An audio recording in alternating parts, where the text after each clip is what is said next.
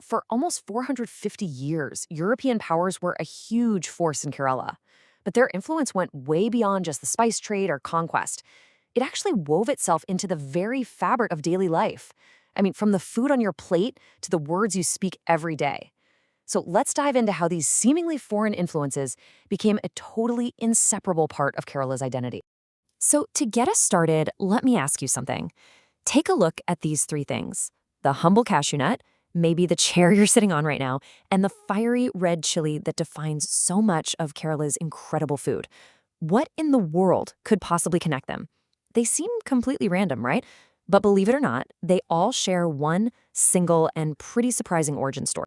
And the answer is, they were all brought to Kerala by the Portuguese. And this isn't just some trivia. This influence runs incredibly deep. Get this. The Malayalam word for cashew, Parangiyandi, literally translates to nut of the Portuguese. Even everyday words for things in your house come from their language. Kasera is chair, Mesha is table, and Janala is window. This isn't just history, folks. It's a living legacy that's baked right into the language itself. Okay, so let's start with the first arrivals. When Vasco da Gama landed back in 1498, it kicked off this whole era of massive change. The Portuguese were definitely driven by guns and glory, no doubt about it, but they also brought, guava. So let's take a look at the profound and permanent mark they ended up leaving. You could say the Portuguese sparked an entire agricultural revolution. They introduced a whole bunch of crops that we now think of as completely local. I mean, think about it. Pineapple, papaya, guava. It's kind of hard to imagine Kerala without them, right? But the biggest game changer of them all was probably the red chili. It completely altered the flavor of the region's food, pretty much replacing native black pepper as the main source of heat in everyday cooking. And their influence didn't just stop at food. They introduced a totally unique Christian art form, Chavittunatakam, which has echoes of European opera. They brought new styles of architecture, and, this is a big one, they built Palipuram Fort in 1503. That's the very first European fort in all of India. On top of all that, they were pioneers in technology, setting up some of the earliest printing presses on the subcontinent. All right, so after the Portuguese, the next major European power to show up were the Dutch. Now, they had a slightly different playbook. They were still interested in trade, of course, but they left behind a legacy that was more scientific and architectural, less about pure conquest and more about documentation. And perhaps their single greatest contribution is captured right here, the Hortus Malabaricus, which means Garden of Malabar. Now, this wasn't just some book about plants. It was a massive 12-volume encyclopedia that documented the medicinal properties of Kerala's native plants with incredible scientific detail. Now, here's the crucial point, and this is a big one, especially if you're studying for exams. This masterpiece wasn't just a European effort, no way. It was a massive collaboration. It was compiled by the Dutch governor, Hendrik van Rheede, sure, but the deep, authentic knowledge came from local experts. The Ajava physician Itti Achudan was the main source, and he was assisted by 3 Konkani Brahmins. This cross-cultural teamwork is a key detail you've got to remember.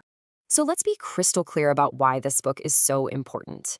The Hortus Malabaricus has 2 major claims to fame. First, it was a pioneering work of botany. And second, and this is a landmark moment, when it was published in Amsterdam in 1678, it was the very first time the Malayalam script ever appeared in print. Anywhere. But it wasn't just about books. The Dutch left their mark on the landscape, too. The iconic Bolgatty Palace, which they built in 1744, is actually one of the oldest Dutch palaces that exists outside of their homeland. They also did a massive renovation of the Mattancherry Palace, so much so that to this day, most people just call it the Dutch Palace. Okay, so that brings us to the final major wave of influence, which came with the British and, this is super important, European Christian missionaries. This period was all about a huge push towards industrialization, modern education, and a revolution in printing that would really shape the region for centuries.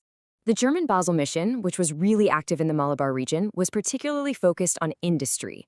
They're the ones who established the now famous tile factories in Farouk, they introduced the weaving of khaki fabric, and they were a major force behind the huge investments that created Kerala's massive tea, coffee, and rubber estates. Now, when it comes to language and print, 2 names stand out, and it's absolutely vital to know the difference between them because it's a classic point of confusion. On one side, you've got Hermann Gundert, a German missionary who was a brilliant scholar. He's the guy who gave Malayalam its first proper dictionary and grammar text, and he published the first newspaper. Then, on the other side, you have Benjamin Bailey, a British missionary. He was the tech guy, the pioneer. He's known as the father of Malayalam printing because he's the one who set up the first modern printing press inside Kerala, in Kottayam. Yeah, this whole history of printing can get really confusing.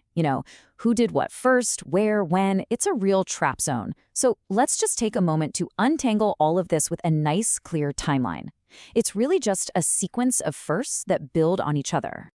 Okay, let's walk through this step by step. It all kicks off way back in 1556 when the Portuguese set up the first ever printing press in India, but in Goa.